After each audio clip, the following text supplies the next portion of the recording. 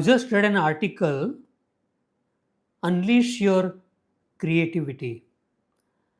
And immediately after reading this, I thought I should share it with you all. So I'm going live after many days. So this article is from a book. You can see the title here. It's a very old book, but the article is very interesting. Unleash your creativity. Unleash means to release some uncontrollable force. So here we are talking about releasing creativity. This article is by Robert Epstein. Are you creative? If you are like most people, you probably think you are not. Throughout our lives, we are told that creativity is rare and mysterious, that only artists are creative, that it's a right brain function, whatever that means. After nearly 20 years of laboratory research, however, I have concluded that creativity is within everyone's reach, no exceptions. Indeed, in recent years, I have successfully applied some lessons of the laboratory in real life settings with children and teachers, parents, and corporate executives. To unleash your creative potential, master these strategies. They may be all that stand between you and some of the most creative people in history. The first point is capturing. New ideas are fleeting like rabbits streaking through your consciousness. If you don't grab them quickly, they are usually gone forever. People who are serious about exploring their creative side have learned ways to heed, that means to pay attention to, and preserve their new ideas. They have capturing skills. Salvador Dali, the greatest surrealist, used to grab ideas for paintings from the fertile semi sleep state called hypnagogic. He would sit in an armchair with a key in one hand and hold it over a plate placed on the floor. When he drifted off to sleep, the sound of the key hitting the plate would awaken him. Immediately, he'd scratch the bizarre images he was seeing. We all have incredible perceptual experiences in moments before we fall fully asleep. Dali simply developed a way to seize some of them. Artists carry sketch pads, inventors and writers carry notepads or laptop computers or make notes on napkins. Here's one simple exercise I have developed to persuade people of their creative potential. I call it capturing a daydream. Close your eyes. Let your mind wander freely for a few minutes. Relax and just let your thoughts go without deliberately guiding them. Did you leave the room mentally? Leave the earth? Drift off to the stars? Given enough time and distractions, everyone sees, hears, or experiences things impossible to experience in reality. I have conducted this exercise all over the world, including Japan, where perhaps for cultural reasons few people claim to be creative. But after a few minutes, Japanese audiences report daydreams, every bit as rich as Salvador Dali's. Said one man, I flew to the top of the building next door and saw this building crumble to the ground while I ate a sandwich. Capturing is easier in certain settings and at certain times. For some people, the three B's of creativity: bed, bath, and bus, they are particularly fertile, especially if you keep writing materials handy in those locations. Others need to sit by a pool, like a swimming pool, or in a lonely cabin in the woods.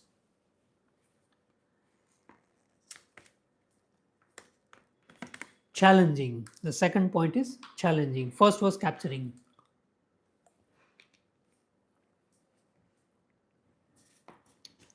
One way to accelerate the flow of new ideas is to put yourself in difficult situations where you are likely to fail. Surprisingly, failure can be a wellspring of creativity. It's a wonderful statement. Failure can be a wellspring of creativity if properly managed. Typically, when we fail to do something, we feel frustrated. And most important for creativity, we begin trying out other behaviors. Many ideas compete vigorously, greatly enhancing the creative process. Now, we have a very good example here. Say you start to turn a doorknob that has always turned easily. It won't budge now. You turn the knob harder. Then you pull it up or push it down. Maybe you wiggle it. Eventually, you may shove the door with your shoulder or kick it with your foot. You may even shout for help. These efforts, culled from established behaviors, will probably lead to new solutions. Creativity, in short, is not mystical. It's an extension of what you already know. Ultimate problems, open ended challenges that have no solutions, can also be used to accelerate creative output. Do we really want to place ourselves in frustrating situations? Emphatically, yes. If you are feeling stymied, you are in the company of the greatest poets, composers, and inventors of all time. More likely than not, you are on the verge of a new idea. With children, friends, or colleagues, try spending 15 minutes a week solving one of these. Number one, become a millionaire in a week. Number two, fix it so that you'll never have to do another household chore. These are all impossible, almost impossible things. Number three, change your miserable local climate. Number four, aging is a drag. Eliminate it. Number five, you won't find solutions, of course, but these unsolvable challenges will stimulate lots of interesting new ideas. So, first was capturing, second is challenging, and now the third, broadening. The more knowledge you have and the more diverse that knowledge is, the greater your potential for creative output. In the 1940s, Swiss engineer Georges de Mestral was returning from the woods when he became annoyed by small burrs attached to his pants. Under a microscope, he saw small hooks on the burrs that had grabbed loops of fiber in the cloth.